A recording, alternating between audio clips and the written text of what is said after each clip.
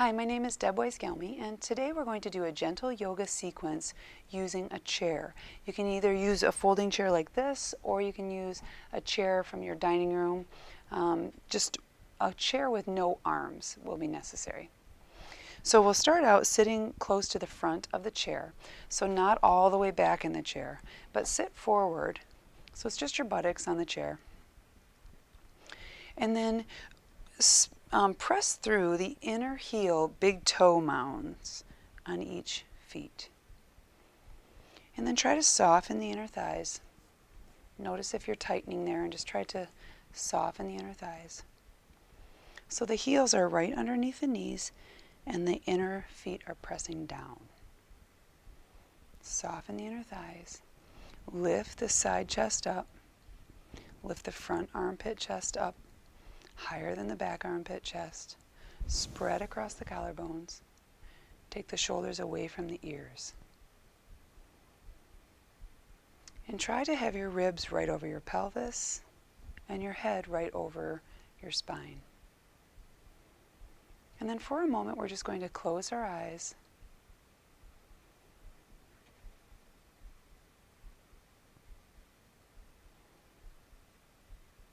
And then without looking, we're going to go through the same parts.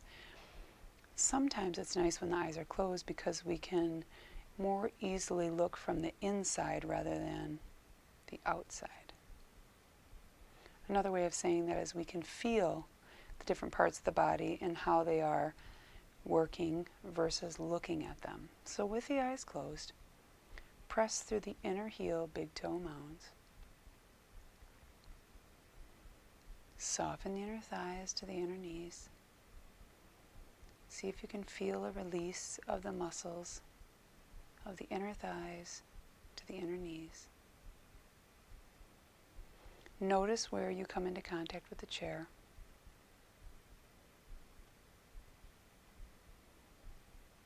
Try to notice if your pelvis is upright or if it's tipping back or forward. Try to find that neutral position where the pelvis is upright, where we can lift the rib cage up off that pelvis.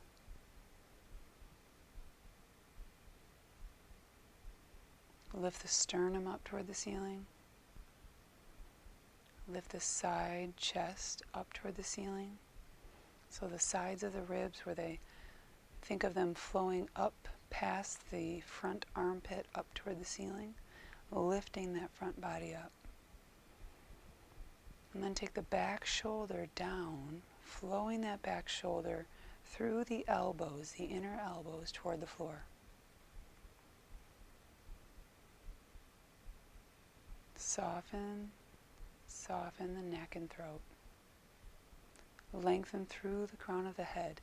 Imagine that the spine just continues to flow or go up through the head, through the crown of the head, lengthening up. Noticing what it feels like, trying to get your head right up over the ribs and the ribs right up over the pelvis. Soften the jaw, unhinge your lower jaw from your upper jaw. Soften the cheeks. Soften the muscles around your eyes. Lengthen gently through the crown of the head. Imagine that you have a marionette puppet string lengthening out through the crown of the head. Lengthening. So where you come into contact with the chair, lengthen up through the crown of the head. Like that puppet string is lengthening you up, lifting. And then as you do that, once again, take your shoulders, your back shoulders down your back. Broaden across the collarbones. Soften the face.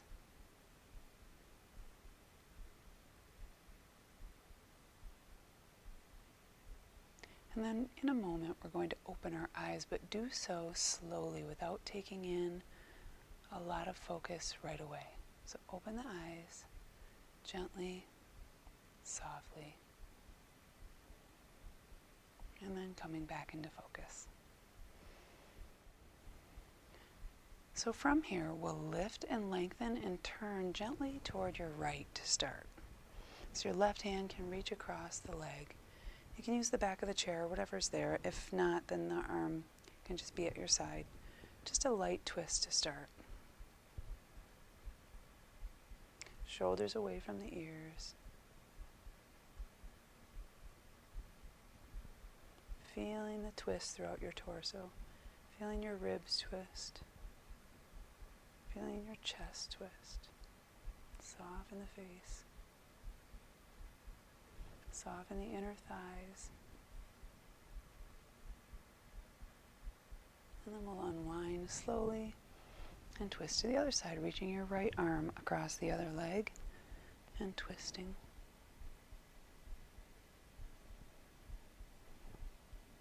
Lengthen that puppet string up, lengthening the spine as you twist around that spine. So the ribs twisting, the chest twisting. Keep the inner thighs soft. Notice if your feet are still solidly on the floor. Press through the inner heel, big toe mound. And then slowly unwind. So for Dandasana, straighten your legs out. Extend through the inner heel, big toe mounds. Bring the little toe side back toward those outer hips. Soften the inner thighs, inner knees. And then lift up the ribs, the front armpit, chest up here, and take the shoulders and flow the back shoulders down through the arms, through the inner arms toward the floor. So lifting the front body up, flowing the shoulders toward the hands. Extend through the inner heel, big toe mound, and bring that little toe side back. And then take your arms out in front of you and your arms up for Urdhva Hastasana arms. Soften the face, move the triceps toward each other, so this part of the arm toward each other. As you reach up, that front body lengthening and lifting up, but extending through the inner legs, the inner heels, the big toe mound. Soften the face, bring the arms down, rest them on the legs. Bend one leg at a time, back to our first pose. So this next one, similar to the first one, except for our legs will be apart, so Upavishta Konasana. Now, of course, you have to make sure that you're not too far forward on the chair that you can risk falling off. If you need to put height under your feet, you could do that. But again, we're lengthening through the inner thigh, inner knee, inner heel, big toe mound. So lengthening away and bringing the little toe side back toward the hips. You can hold on to the chair. I'm holding on to the back of the chair. Each of our chairs will be different. So however you need to support yourself, you can hold on to the chair seat or the chair back. If your hands are back behind you, take advantage of that and flow the outer shoulders toward the elbows, toward the wall behind you, lifting up, extending through those inner heels, through the big toe mound. The knees are pointing up toward the ceiling, the little toe side coming back toward those outer hips, lifting up.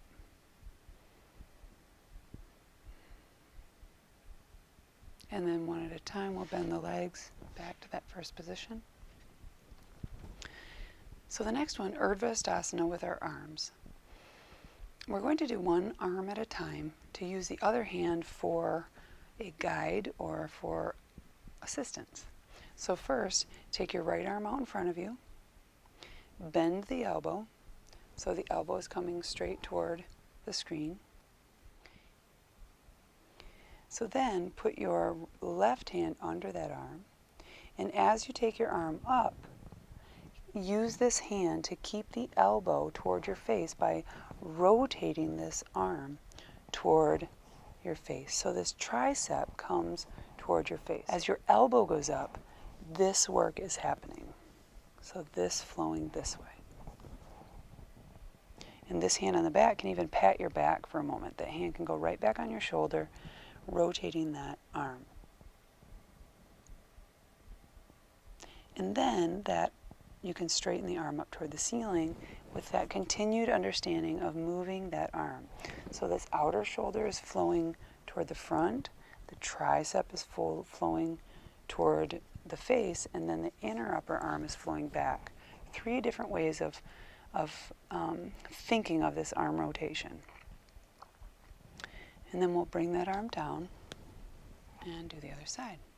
So now the left arm goes out, bend the arm, and this part is the part that will start to flow toward from the outside in. Then we'll take this elbow up, and as you take the elbow up, this arm is assisting, keeping the elbow toward the face by rolling the tricep toward the face, this part of the arm toward the face. So pointing that elbow up toward the ceiling, this back hand can be on the back body if it touches. This is one of those poses that looks really easy, but it's a lot of work, so it's definitely intense. But be sure that you're taking care of yourself while you're doing it. So you're rolling from the outside in this tricep here. And then take the arm straight up. And then you can keep using this hand to roll that tricep toward your face. The outer shoulder coming around, the inner upper arm going back, the tricep toward your face.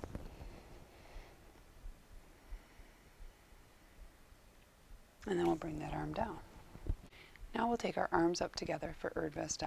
So arms out front, the same work that we just did, but you won't have the assistance of the other hand. So as you take your arms up, those triceps are coming toward your face. Lifting and lengthening the arms up. Lifting and lengthening. Using the arms to lift the front body. Notice what your feet have done. So press through the inner heel, big toe mound. Soften the inner thighs. Soften the abdomen. Notice if your pelvis is rocking forward or backward. Try to have an upright pelvis. And then back to the arms. You can rest, of course, in between these, anytime during these, but the triceps coming toward the face. It might be that your arms are out wider away from your head as well. And then bring the arms down in front of you, hands on your thighs. Resting the arms. Going back to your feet, press through the inner feet, soften the inner thighs, lift the sternum up, lengthen through the crown of the head, and soften your face. Now we're going to do another lifted arm pose called Badanguliasana. So clasp the hands together, turn the palms away, and then take the arms up and overhead, drawing those outer arms toward each other. Take your attention back to your feet, press through your inner foot, inner heel, big toe mound, soften the inner knees, soften the inner thighs, soften the abdomen, lift the ribs up, lift the palms up, shoulders away from the ears, soften your face. Badanguliasana.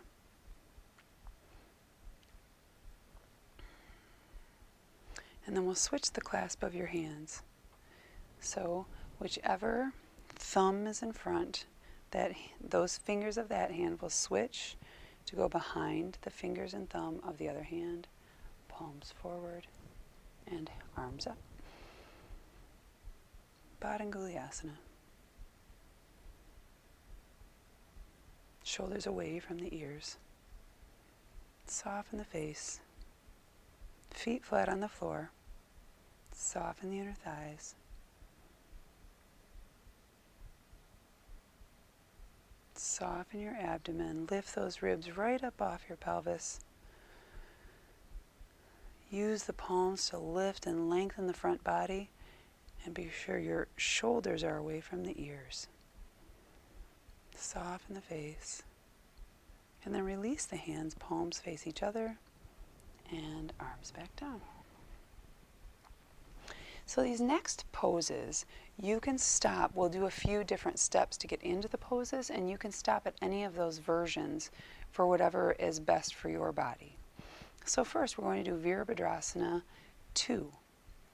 In this pose, we're going to slide ourselves to the back of the chair more and off to the left, and take your right leg out to the side.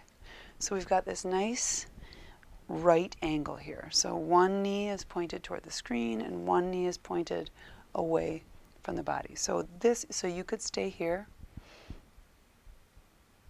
or if it works for you, you can take the left leg, slide a little bit farther to the left, take the left leg off to the back, toes pointing forward, press through the outer edge of the foot using that leg, and now the heel of the front leg, the right leg, is right underneath the knee. And then you can open yourself up. You can use the chair to help you out, or you can extend your arms out and look over your right fingertips.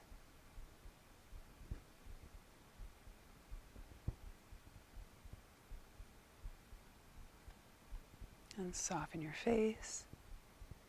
And if this becomes too much, you can stay in this if this is good for you. If it becomes too much, then you can bring your leg back to that first position.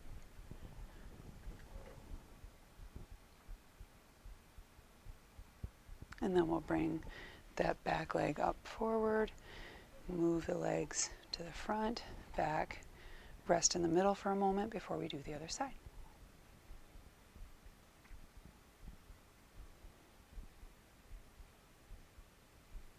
And then again, we'll slide back into the right, take the left leg out to the side, and if you stay in this position, this is good. Having your hands on your thighs, lifting the torso up, lengthen through the crown of the head, press through the inner heel and big toe mound.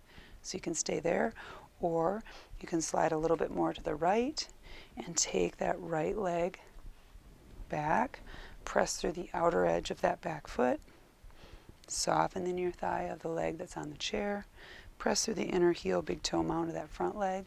You can use the chair to help with the lift, or if you really want to, you can take the arms out, look over your left fingertips. So that back leg, you're pressing through the outer edge of that back foot. Virabhadrasana 2.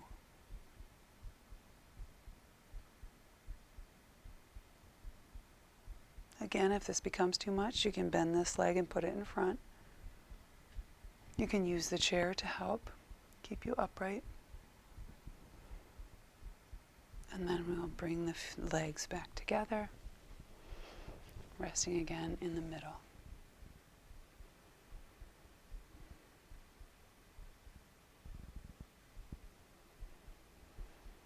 Okay, we're going to do another version of a pose that can get pretty intense. So if you want to do again the pose that we just did, you can stay there. It starts out in the same way.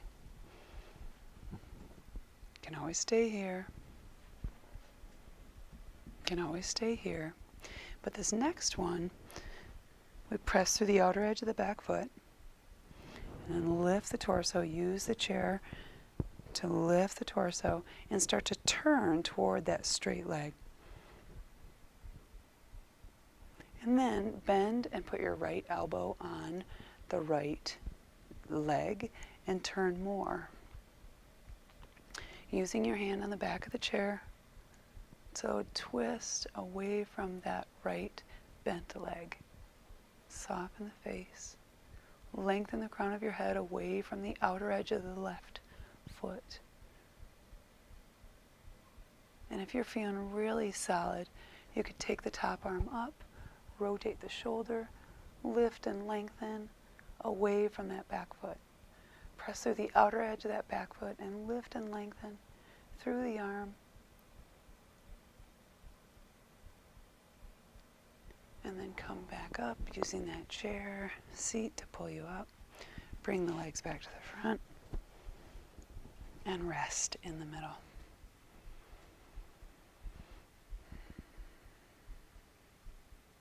And then we'll do the other side. Slide yourself a bit to the right.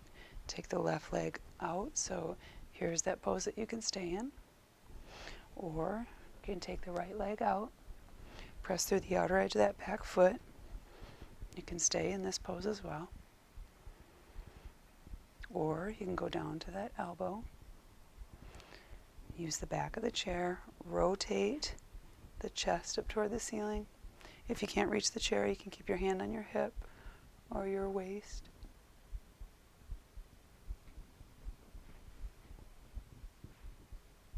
Rolling the ribs and the chest away from that knee. And if you want a little bit more, you can extend that top arm up, rotate the shoulders so the palm faces overhead, and then extend away from that back outer edge of the foot pressing down. So the torso is turning up toward the ceiling, fully supported by the chair.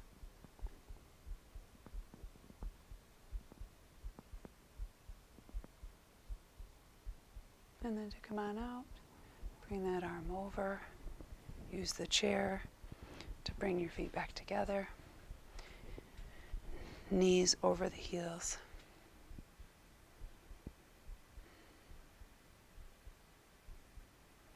This next pose there are many different variations that you can do, and it will depend a lot on the props that you have. So I'm going to show you the one with the fewest props first. So one of the versions is Adho Mukha Svanasana, which is downward facing dog. So I'll show you that, and then I'll show you the other versions, and you can decide which version works best for you. So Adho Mukha Svanasana with a chair can be done either with your hands on the back of the chair or on the chair seat. You would turn the chair around. So this first one, you put your hands onto the chair. Don't grab a hold of the chair so much, just press the palms into the chair. And then step the legs back and lengthen from your hands to your hips, pressing the thighs back. So this is one version. So if you like this version, you can get into this and stay for a bit. The other version of the same pose is with the hands on the chair. And then another version is to sit in the chair the way that we started, and then I'm going to do it sideways so you can see though. So I can turn the chair sideways and then have the back of the chair here, spread the legs wide and roll the thighs from the inside out as you go forward and rest your head on the chair. Now you don't want to just drop the legs to the side. You want to press through the inner heel, big toe mound, but to spread the thighs from the inside out. That top thigh from the inside out, but not so much so that you lift the inner foot. You need to press down the inner heel, big toe mound. So this is another version that you can choose. And then the next version just has a lot more props. So if you don't have these props, then stick with one of those other two versions. But this is a nice one that you can use for an Adho Mukha Virasana. So this one, you would have more props needed. So you decide which one works best for you. But for this one, if you have some sort of bolster type thing, you'd pull this into your body. Again, the top thighs roll from the inside out, but press through the inner heel, big toe mound. And then you would lift and lengthen up over the bolster and rest your head on a blanket. So this is Adho Mukha Virasana with chair support. This is lovely. Spreading the low back, resting the head.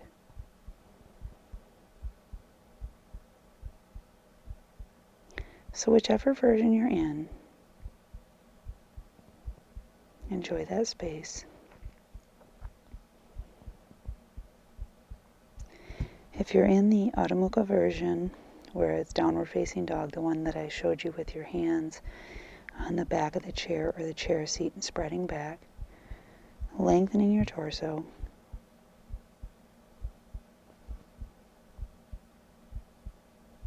if you have your forehead resting on the chair in front of you, you could also use a tabletop for that.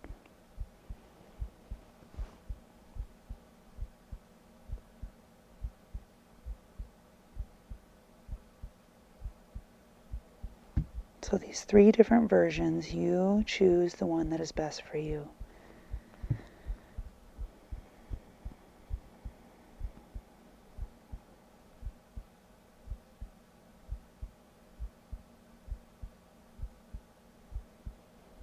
Sometimes we need to play around a little bit to figure out the best way to use the props that we have available to us for the best version of poses for you.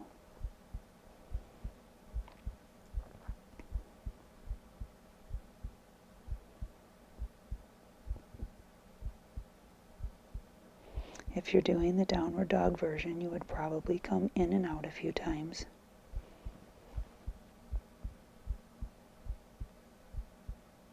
If you're resting your head on the back of another chair, or on the tabletop, or on the countertop, you might still be there. Switch the clasp of your arms if you haven't yet.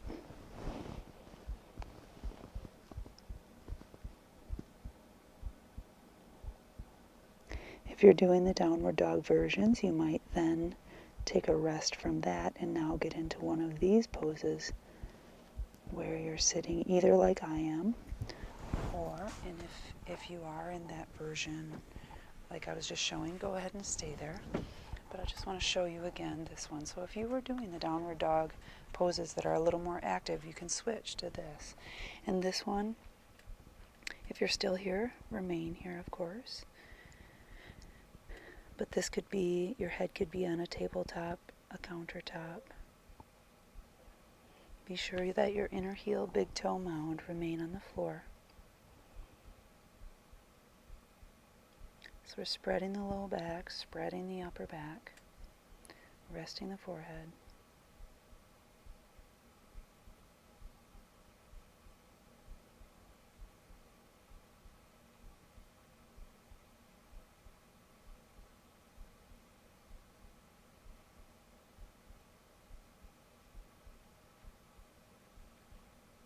And then we'll come out of this pose, sitting up. The final pose is the same pose that we did at the beginning of the sequence. So you'll line your inner heel, big toe mound, or press the inner heel, big toe mound into the floor. Align your knees over your heels, hands on your thighs. Lift your sternum up, lengthen through the crown of the head, and soften the face.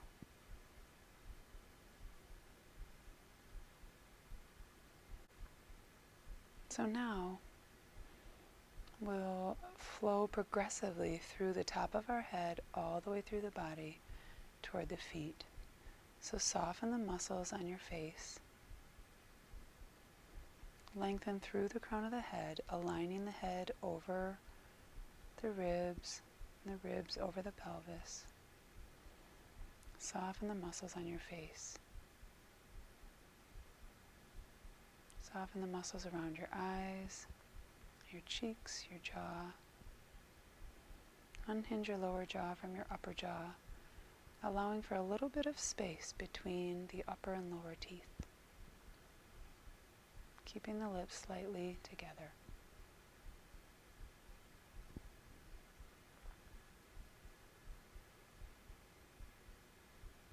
Soften the neck and the throat. Soften the shoulders, the back shoulders especially, down toward the hips, but lift the sternum up.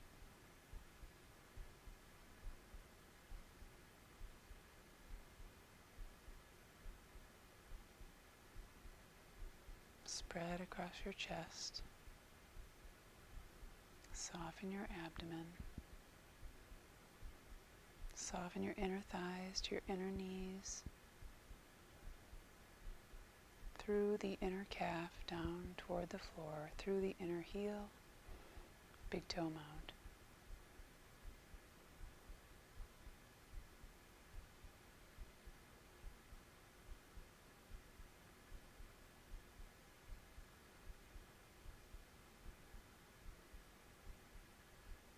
Let go of any last expression on your face.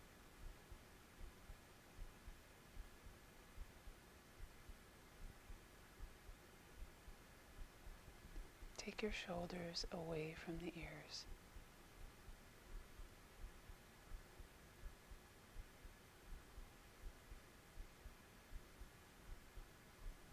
And then, just as in the beginning of class, when you open your eyes, even more so now, take a little bit of time before you start to focus on things. At first, just allow the light to enter, and then progressively focus.